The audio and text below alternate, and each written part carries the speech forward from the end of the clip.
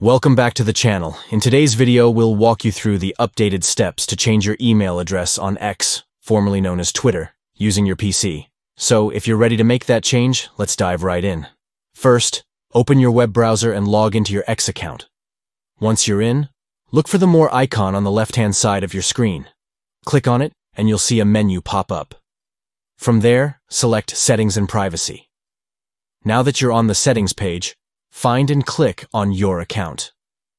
This section holds all the crucial information about your account, so pay close attention. Next, look for Account Information.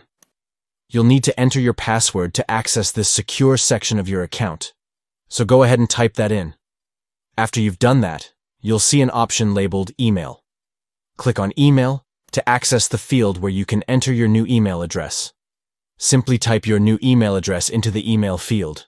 Make sure it's the correct one, as this will be your primary means of receiving notifications and updates from X.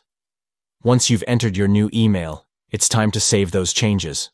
Scroll down to the bottom of the page and click on the Save button. A quick confirmation may appear, letting you know that your email has been successfully updated. And that's it. You've just changed your email address on X using your PC with these simple steps.